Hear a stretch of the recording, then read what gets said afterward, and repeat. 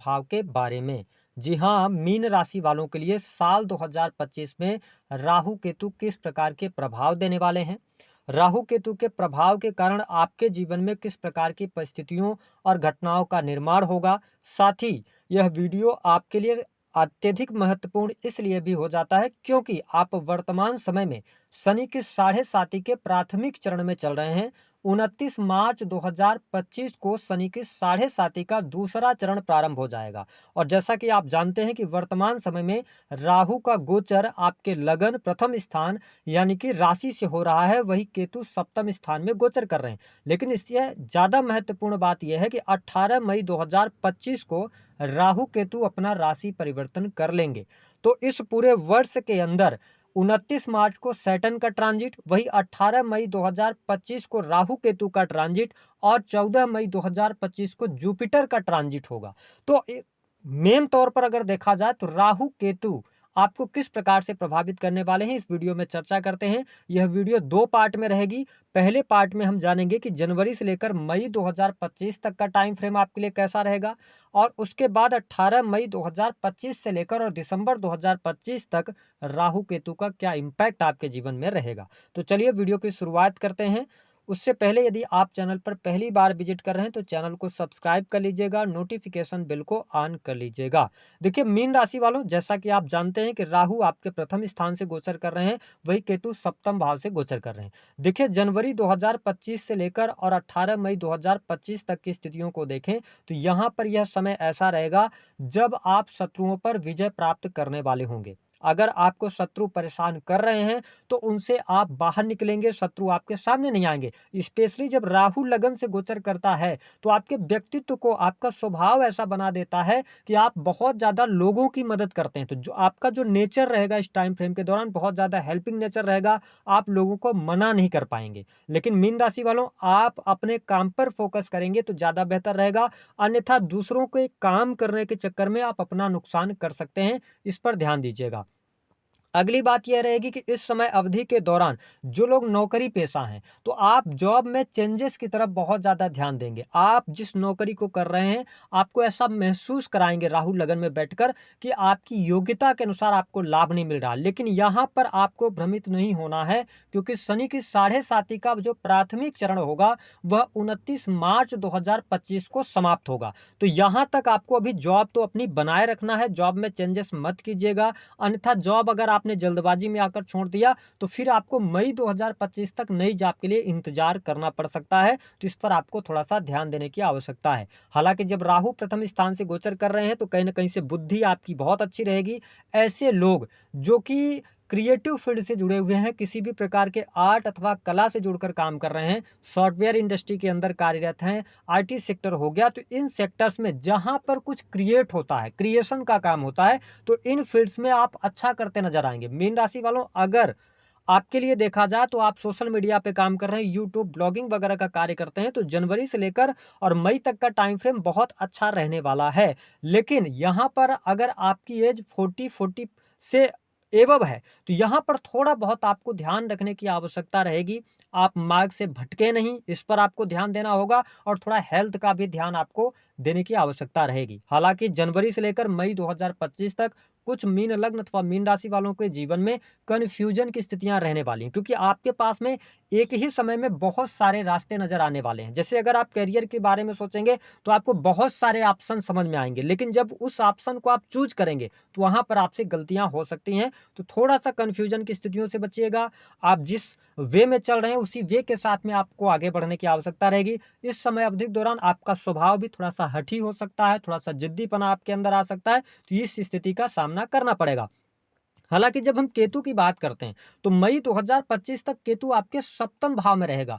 तो जनवरी से लेकर मई 2025 तक का जो टाइम रहेगा, इस टाइम फ्रेम के दौरान जो लोग बिजनेस कर रहे हैं, ठीक है, तो बिजनेस से आप डिटैच हो सकते हैं, क्योंकि केतु जहां पर से गोचर करते हैं या जहां पर बैठते हैं, जिस भाव में होते हैं, उस भाव से रिलेटेड चीज़ों को लेकर डिटैच कर सकते हैं। तो ऐसी स्थिति में मीन लग्न और मीन राशि वालों बहुत सारे लोगों से आप मिलना-जुलना पसंद नहीं करेंगे, अपने काम में खोए रहेंगे और ये अच्छी बात भी रहेगी। जितना ज़्यादा आप लोगों से बहुत ज़्यादा मिलने-जुलने की कोशिश करेंगे, उतना ज़्यादा आपका समय खराब होगा, तो ये अच्छी बात रहेगी। लेकिन यहाँ पर सप्तम भाव होता है जीवन साथी का, तो जीवन साथी के साथ में मिसअंडरस्टैंडिंग ज़्यादा चलती रहेगी, क्योंकि जब शनि की साढ़े साती का प्राथमिक चरण चलता है, तो व्यक्ति के जीवन में पारिवारिक जीवन को लेकर या पारिवारिक समस्याएं जरूर होती हैं, ऐसा देखने को मिलता है। तो थोड़ा सा अपने दाम्पत्य जीवन पर आपको ध्यान रखने की आवश्यकता है। राहु जब लगन से गोचर कर रहा है, तो कई बार एक्स्ट्रा मैरिटल अफेयर की तरफ भी लेके जाता है। और मीन राशि वालों की जब हम बात करते हैं, तो आप बहुत ही भावुक होते हैं, इमोशनल होते हैं, ठीक है। तो भावुकता में आके कोई आपको निर्णय नहीं लेना है कि कोई व्यक्ति इमोशनल तौर पर आपको मजबूर कर दे कुछ गलत चीजें करने के लिए। इस पर आपको ध्यान रखने की आवश्यकता रहेगी। हालांकि हाँ, जो लोग विदेश जाना चाहते हैं उनके लिए अच्छा समय है, एजुकेशन के लिए अच्छा समय रहने वाला है, पढ़ाई लिखाई आपके लिए अच्छी दिखाई दे रही है, लेकिन पढ़ाई लिखाई में थोड़ा सा फोकस्ड रह के आपको आगे बढ़ने की आवश्यकता रहेगी। इसके अतिरिक्त अगर देखा जाए, तो जीवन में जो भी परेशानियां आनी है मीन लग्न और मीन राशि वालों, तो जनवरी से लेकर मई तक परेशानी तो आ रही है, लेकिन हर परेशानी का समाधान भी आपके सामने रहेगा। तो अगर आप पेशेंस नहीं खोते हैं, तो परेशानियों से आप बाहर भी निकलेंगे। थोड़ा सा धैर्य के साथ में आपको आगे बढ़ने की आवश्यकता है। जो लोग रिसर्च, अकल्ट, एस्ट्रोलॉजी, ज्योतिष, तंत्र मंत्र, इन सभी चीजों से जुड़े हैं, अथवा आपका कोई भी ऐसा कार्य क्षेत्र है जो मैन्युफैक्चरिंग यूनिट से जुड़ा हुआ है, प्रोडक्टिविटी से जुड़ा हुआ है, या माइनिंग से जुड़े हुए कार्यों में आपको सफलता प्राप्त होगी। मई तक का भी टाइम अच्छा रहेगा। अब देखिए, शनि की साढ़े साती का जो प्रभाव है, 29 मार्च तक थोड़ा सा आपको धीमापन देखने को मिलेगा आपके काम कारोबार में। लेकिन 29 मार्च से लेकर और 18 मई का जो टाइम फ्रेम है, इस टाइम फ्रेम के दौरान आपके लगन में राहु और शनि की युति हो रही है। ये युति कहीं ना कहीं से आपके लिए प्रॉब्लम दे सकती है। विशेष तौर पर अगर आप एक्स्ट्रा मैरिटल अफेयर में हैं, तो कोई बहुत ज़्यादा दिक्कतें आ सकती हैं, कोई लीगल चीज़ आपके साथ में हो सकती है, ठीक है। इस पे आपको ध्यान रखने की आवश्यकता रहेगी। और जब शनि राहु की युति होगी, तो यह समय हेल्थ के लिए बहुत ज़्यादा इंपॉर्टेंट रहेगा। चोट चपेट दुर्घटना से बचने की आवश्यकता यहाँ पर रहने वाली है। आपकी इच्छाओं में वृद्धि कर देगा, ठीक है। शनि और राहु की युति जब लगन में होगी, तो 29 मार्च से लेकर 18 मई तक का जो टाइम है, इस पर थोड़ा सा ध्यान देना है, अपने आप को संयमित करके चलना है। और आप देखेंगे कि जब तक कि लगन से राहु का गोचर हो रहा है ना, तो सरकारी क्षेत्र से जुड़े जातकों के लिए, अथवा आपको कोई सरकारी क्षेत्र से जुड़ा हुआ काम है जो पेंडिंग पड़ा हुआ है, जो नहीं बन रहा है, तो अभी आपको वेट करना पड़ेगा। लेकिन आपके लिए महत्वपूर्ण बात यह रहने वाली है कि आपके जीवन में शनि की साढ़े साती का जब दूसरा चरण प्रारंभ होगा, तो शनि लगन में आएंगे, लेकिन 18 मई के बाद राहु ट्रांजिट कर जाएंगे और राहु आपके 12वें भाव में जाएंगे, वही केतु आपके 6 हाउस में जाएंगे। देखिए, शनि की साढ़े साती का भी प्रभाव रहेगा, और राहु जब 12वें भाव से गोचर करेंगे, तो कहीं ना कहीं से आपकी नींद को डिस्टर्ब कर सकते हैं। यानी कि हो सकता है कि आप रात्रि में ज्यादा काम करने लगे, तो इसको आप निगेटिव वे में मत लीजिएगा। राहु जब 12th हाउस में जाएगा, तो आपको रात में काम करने में मजा आएगा। तो ऐसे लोग जो वर्क फ्रॉम होम करते हैं, या ऐसा कोई कार्य करते हैं जो कि आपका घर से ही हो जाता है, ऑनलाइन का कोई काम है, तो इन सभी फील्ड्स में आपको अच्छा लाभ मिलेगा। और निस्संदेह आप शनि की साढ़े साती के दूसरे चरण में भले ही जा रहे हैं, 18 मई 2025 के बाद आपके कार्य क्षेत्र में भी वृद्धि होगी, आपके रुके हुए कार्य भी बनेंगे, कार्य में तेजी भी आएगी, और आप देख पाएंगे कि आपके पास धन का फ्लो भी आने लगेगा। जो अभी तक धन आपके पास आ रहा है, वो कहीं ना कहीं से धन तो आ रहा है, लेकिन उसके साथ खर्चे भी बने हुए हैं, क्योंकि सैटर्न की दृष्टि है ना आपके सेकंड हाउस पे। लेकिन 29 मार्च के बाद धीरे धीरे स्थितियां सुधरेंगी, और जैसे राहु 12th हाउस में जाएंगे, ये पैसा देते हैं, पैसा आएगा आपके पास में, लेकिन आपको ऐसा ये फील कराएंगे, आपको ऐसा महसूस होगा कि कुछ हो नहीं रहा, जितना आप एफर्ट्स डाल रहे हैं, उस एफर्ट्स के आधार पर आपको चीजें मिल नहीं रही। इसको लेकर आप थोड़ा सा भ्रमित होने से बचिएगा। वही जो जो स्टूडेंट हैं, विद्यार्थी हैं, ठीक है, या आप यंग एज में हैं, तो राहु जैसे ही 12th हाउस में जाएगा, 12th हाउस जो होता है वह जेल का भी होता है, तो आपके सामने कुछ ऐसे अवसर आएंगे जो इलीगल हो सकते हैं, उस पर आपको बचना है। इलीगल काम अगर आप करते हैं तो प्रॉब्लम में फंसेंगे। अगर आप ऑलरेडी विदेश में रह रहे हैं या विदेश जाना चाह रहे हैं, है ना, 18 मई 2025 के बाद, तो जाने का भी और आने का भी प्लान करके जाइएगा, डॉक्यूमेंट्स पुख्ता कर लीजिएगा, तभी ठीक रहेगा। और आप देखेंगे कि 29 मार्च 2025 के बाद जब साढ़े साती का दूसरा फेज शुरू होगा, तो पैसा आएगा, आपके काम कारोबार में वृद्धि होगी, बिजनेस से भी लाभ मिलेगा, लेकिन पार्टनरशिप आपकी टूट जाएगी। अगर आप इंडिविजुअल बिजनेस कर रहे हैं, तो उसमें भी ग्रोथ मिलेगी, परेशानियां चलती रहेंगी, लेकिन आपको पैसे वाइज अच्छी स्थितियों का सामना यहाँ पर शनिदेव कराएंगे। वही राहु जब 12th में जा रहे हैं, परिवार से आपके लगाव को बढ़ा देंगे, परिवार पर खर्च करेंगे आप। हो सकता है कि राहु जब 12th हाउस में जा रहे हैं तो विदेश जाना पड़ेगा। जो लोग अपने घर में रह रहे हैं, होम टाउन में रह रहे हैं, तो जॉब के लिए, बिजनेस के लिए, काम कारोबार के लिए आपको घर छोड़ना पड़ेगा। ऐसी स्थिति आपको देखने को मिलेगी।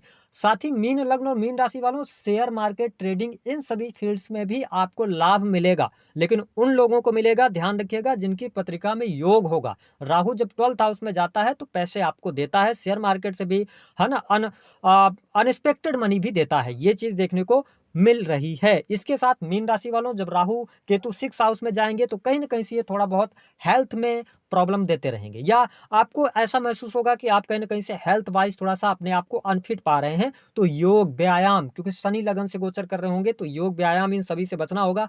हेल्पफुल नेचर हो जाएगा आपका, आप हर किसी की मदद करने जाएंगे, और मदद करने जाएंगे तो अपने आप में फंसेंगे। तो ये चीज आपको देखने को मिलेगी। इसके साथ में कुछ झूठे आरोप लगना आप पर, ठीक है, या कुछ ना कुछ फॉरेन लैंड में आप रह रहे हैं तो कुछ ना कुछ दिक्कतें आ जाना, इन चीजों से आपको बचने की आवश्यकता है। इंटरनेट से जुड़े कार्यों में आपको सफलता मिलेगी। ट्रेवलिंग आपकी अच्छी रहने वाली है, ठीक है। इसके साथ में मैंने फिर से कहा कि एक्स्ट्रा मैरिटल अफेयर से आपको बचना होगा इस पूरे वर्ष के अंदर, अन्यथा आपके लिए 29 मार्च 2025 से लेकर 18 मई तक डाइवोर्स का भी योग बनता है, तलाक भी हो जाएगा। इस चीज को आप नोट करके चलें। हालांकि इसके अतिरिक्त मई 2025 से आपके लिए एक अच्छा टाइम ये शुरू होगा कि आपके घर परिवार में शुभ अथवा मांगलिक कार्यक्रम होंगे। साथ ही भूमि, भवन, वाहन का लाभ आपको देखने को मिलेगा। आप संपत्ति अर्जित कर सकते हैं। स्थान परिवर्तन का योग दिखाई देता है। सुख सुविधा बढ़ेगी, वाहन आपको प्राप्त होगा, तो ये स्थिति बेहतर रहने वाली है। वही प्रेम संबंधों में स्थितियों में आपको सुधार 18 मई के बाद देखने को मिलेगा। चीजें आपके लिए बेहतर रहने वाली हैं। वही जो लोग अविवाहित हैं, तो देखिए लगन से जब भी राहु का गोचर होता है, राहु या केतु का, तो ये विवाह के लिए, अपने विवाह करवाने के लिए अपने आप में सक्षम होते हैं। तो ऐसी स्थिति में देवगुरु बृहस्पति का ट्रांजिट 15 मई 2025 तक आपके 3rd हाउस से हो रहा है, जहां से ये सप्तम भाव को देख रहे हैं पंचम दृष्टि से। तो आपके लिए, और लगन से राहु का गोचर, इन दोनों ग्रहों के कारण आपके विवाह के भी सुंदर योग बन रहे हैं। तो आपका विवाह हो सकता है 15 मई 2025 के पहले पहले। उसके बाद का जो टाइम है वो कैरियर वाइज, धन वाइज आपके लिए अच्छा रहेगा, ठीक है। आपके लिए परिस्थितियां बेहतर हो जाएंगी। नौकरी कर रहे हैं तो अच्छा चलेगा, बिजनेस इंडिविजुअल कर रहे हैं तो बहुत बढ़िया रहेगा। साथ ही आप देखेंगे कि मई 2025 के बाद अगर आपकी दशाएं अच्छी चल रही हैं, ठीक है, आप वीनस की दशा में चल रहे हैं, या आप इसके अतिरिक्त चंद्रमा की दशा में चल रहे हैं, ठीक है, तो अगर आप मंगल की दशा में चल रहे हैं, तो आप देखेंगे कि आप तो कमाई कर ही रहे हैं, साथ ही आपकी पार्टनर की जो योग्यता है उसके अनुरूप आपके पार्टनर भी अच्छा कार्य करते नजर आएंगे, जीवन में सफलता प्राप्त करेंगे, और पार्टनर की भी कमाई अच्छी होगी। तो ये स्थिति राहु और केतु के इम्पैक्ट के कारण आपके जीवन में देखने को मिलने वाली है। उपाय क्या है? देखिए, आप लोग हमेशा उपाय मांगते हैं, जो आपके जीवन में ईश्वर ने लिखा है वो तो होना है, ठीक है। उपाय के द्वारा हम चीजों को, जो हमें निगेटिविटी मिलनी है उसको हम कम कर सकते हैं। लेकिन मेरा ये मानना है कि इस वीडियो को आप 2-3 बार ध्यान से पढ़ें। जिस टाइम फ्रेम के दौरान जो कार्य करने के लिए गोचर के आधार पर मैंने मना किया है, उसके आधार पर अपनी प्लानिंग कर लीजिए और आगे बढ़िए, सब कुछ अच्छा होगा। लेकिन शनि की 7.5 का दूसरा चरण आपके लिए ज्यादा बेटर होने जा रहा है, इस बात को नोट कर लीजिएगा। तो दी गई जानकारी पसंद